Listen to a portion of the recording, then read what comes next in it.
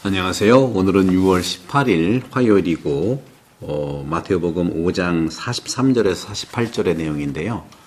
오늘 강론의 주제는 원수를 사랑하여라. 왼수를 사랑하여라. 주님께서 제자들에게 말씀하셨죠. 네 이웃을 사랑해야 한다. 원수는 미워해야 한다. 하고 이런 말을 들었는데 나는 너희에게 원수를 사랑하고 박해하는 자들을 위해 기도하고 그래야 하늘에 계신 너희 아버지 자녀가 될 수 있다. 악인에게나 선인에게나 하느님께서는 당신의 해가 떠오르게 하시고 의로운 이들에게나 불의한 이들에게나 비를 내려주신다는 거죠. 사실 너희가 자기를 사랑하는 사람만 사랑한다면 무슨 상을 받겠느냐. 세리들도 그렇게 한다는 거죠. 너희가 자기 형제들에게만 인사하면 너희가 남보다 잘하는 것이 무엇겠느냐. 다른 민족도 그렇게 하고 있지 않느냐. 하늘에 계신 너희 아버지께서 완전하신 것처럼 너희도 완전한 사람이 되어라 하고 말씀하세요. 근데 분명한 것은요, 우리가 악을 여기서 보시면 악인에게 말씀하신 것처럼 악인에게나 선인에게나 잘해주신다고 말씀하셨고, 그런 점에서 주님께서 말씀하시는 이 원수를 사랑하라고 하는 것은 적이라고 하는 것이 누구냐 하는 관점에서 개념을 봐야 될 겁니다. 적은요, 민족 역사 안에서 끊임없이 있어 왔어요. 적의 반대는 적을 물리친 영웅이죠. 민족 영웅들이 얼마나 많습니까? 그들이 적을 물리치고 침략자들을 땅에 쫓아낸 사람들이 영웅이죠. 약간의 뉘앙스가 더 있지만 성경 역사에서도 똑같아요. 적들은 이스라엘 사람들이 아닌 사람들, 다시 말하면 이스라엘이 하느님께 불충실할 때만 나타나는 이방인 외적이라는 것이죠. 근데 다시 이스라엘이 주님께 돌아오면 해방자, 구세주를 그분은 보내주세요. 그렇기 때문에 적들을 없앨 때는 하느님의 힘으로 쳐부순다는 것이죠. 주님의 힘으로. 근데 이 적이라고 하는 데는요, 영토와 관계했어요. 이스라엘 땅이 아닌 다른 땅에 있는 사람이 적이에요. 따라서 적의 영토가 바로 이스라엘이 아닌 이교도의 땅이라고 얘기하는 것이죠. 적들은 이스라엘 백성 가운데 존재해서는 안 되는 거예요. 이스라엘 안에 사는 사람은 다 적이 아니라 이웃인 거예요. 이웃. 모두가 형제고 공통의 아버지가 바로 아브라함이라는 것이죠. 신약성경도요, 이스라엘 백성의 적에 대한 생각을 굉장히 구체적으로 실현시켜주고 있는데, 그리스도인들이잖아요. 신약에서는. 우리 그리스도인들은요, 또한 어떤 적도 자신을 이길 수가 없어요. 왜냐하면 하느님의 보호를 받기 때문에 그런 거예요.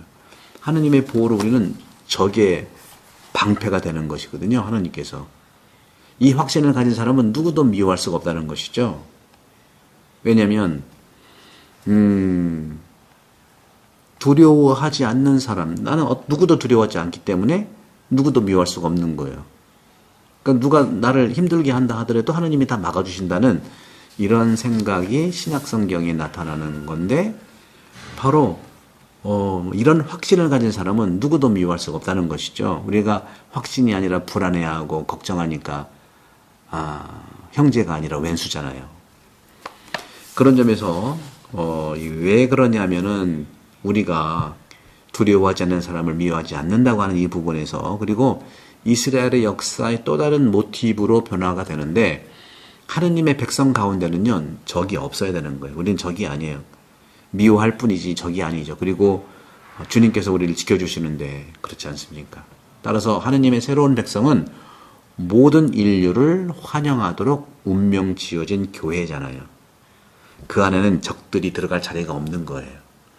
그래서 구약에서는 적은 이스라엘 사람이 아닌 사람들, 또 땅도 적들의 땅은 이스라엘 사람이 아닌 다른 땅이고, 근데 신약에 와서는 우리는 모두가 사람이 적이 아니고 사람이 이웃이라고 하는 관점. 그래서 페니키아 여인의 빵 부스러기 사건 이후로 확대되는 게 뭐냐면은 이웃 개념과 적 개념이 서로 상반관계가 있는데, 이스라엘 안에 사는 이방인들도 이제는 이웃이 적이 아닌 거예요. 그러면 신약의 적은 뭐냐? 궁극적으로 말씀드리겠습니다만은 신약에서의 적은 나쁜 생각, 악이 들어오는 생각이 우리의 적이라는 것을 얘기하고 있는 겁니다. 그래서 오늘 주님께서 너희가 자기를 사랑하는 사람들만 사랑한다면 무슨 상을 받겠느냐 하는 것이죠. 그렇죠? 하지만 구체적으로 말하면 적들은요, 세상이 끝날 때에만 지구에서 사라질 거예요. 한편 시편 저자도 이렇게 말합니다. 시편 저자는 그것들이 원수들이죠. 머리카락보다 더 소중하다고 비관적으로 말합니다. 우리는 이것을 염두에 두고 있습니다. 시편 40편 13절이죠. 우리는 머리카락보다 더 소중한 존재이기 때문에 그런 것이죠. 내가 어떻게 그들을 사랑할 수 있을까요? 사랑이라는 단어에는요, 두 가지 뜻이 있는데 소유하고 싶은 사랑이 있고요, 주고 싶은 사랑이 있는 거예요. 소유냐 나눔이냐 하는 것이죠. 나 중심이냐 너 중심이냐 하는 거예요. 첫 번째 소유하고 싶은 사랑의 유형에서는요, 우리가 갖고 있지 않은 것과 우리가 원하는 것을 사랑하는 거예요. 늘 소유욕이잖아요. 그것이 필요하기 때문에 또는 만족스럽기 때문에 사랑을 하는 것, 소유한다는 것이죠. 여기서 우리는 원수를 사랑할 수는 없지만 적어도 원수를 피하려고 노력할 수는 있는 거예요. 즉 힘들게 하는 사람 손절하시기 바랍니다. 낮을 때까지 손절해야 돼요. 반면에 우리 그리스도인의 사랑은요, 감사를 표하는 사람과 그렇지 않은 사람을 구별하지 않고 모든 사람에게 선물을 주시는 아버지의 모습일 수가 있는 거예요. 그래서 오늘 말씀하시잖아요. 자기를 사랑하는 사람만 사랑한다면 무슨 상을 받겠느냐. 또 악인에게나 선인에게나 당신의 해가 떠오르게 하시고 의로운 이에게나 불의한 이에게나 비를 내려주시지 않느냐 하는 것이죠. 그리스도께서는요, 이 제자들이 이러한 사랑으로 서로를 알아보게 될 것이라고 말씀하세요. 사람이 하느님의 은혜와 행복을 소유하고 있다면 그것을 빼앗은 다른 사람에게, 그것을 빼앗긴 다른 사람에게 아무런 부담 없이 그것을 기꺼이 전하는 것이죠. 그들이 친구인지 적인지 알려달라고 하면서 말이죠. 이렇게 하느님께는요, 많은 것을 받았음에도 불구하고 줄 것이 부족한 사람, 그 사람이 죄를 짓는 거거든요. 죄인은 그런 사람을 죄인이라고 안 해드려요. 다 받았으면서 하나도 안 나눠. 그런 점에서 구약의 역사는요, 다른 민족의 역사와 비슷하고요, 전쟁에서 승리하거나 패배한 것으로 가득 차 있는 게 바로 구약이에요. 그래서 톨스토이는 전쟁과 평화를 썼잖아요. 소설. 전쟁은 구약이고 평화는 신약이라는 뜻입니다. 신약 성경도 영적인 삶을 전투로 제시하고 있어요. 그러니까 구약은 육적인 전쟁, 신약은 영적인 전쟁을 얘기하는 거예요. 그런 이유는 뭐냐? 신약 성경이 영적인 삶을 전투로 제시하는 이유는 특히 수도원 문헌에서 잘 나타나 있어요. 제가 이제 멤버십 분들에게만 나눠드리지만 필로칼리아라는 것이 있죠. 그리고 그걸 계속해서 제가 이제 멤버십 분들에게만 하는데, 여러분도 멤버십에 가입해 주시면 제가 이건 미리 공개할 것은 아니고 꼭 필요한 분들에게만 시작하면서 조금씩 나누고자 하는데요. 또 영혼돌봄도 그런 차원의 여러분 많이 이제 구입하시면 그걸로 신약성경 영적 싸움에서 이길 수가 있죠. 우리는 누구와 싸워야 한다는 거냐? 구약은 이방인들과 싸웠잖아요. 원수와 적이 이스라엘 사람이 아닌 사람들이니까. 지금도 이스라엘은 막 싸우잖아요. 주변 국가랑. 근데 신약은 누구랑 싸워야 되냐? 사람이 상대가 아니에요. 사람이 싸우는 상대가 아니에요. 하지만 악을 행하려는 생각과 싸우라 이거예요. 유혹이라든가 어떤 내 안에 있는 여러 가지 형태의 양심 안에 들어가 있는 악령과 싸우라 이거예요. 악령과 싸우라.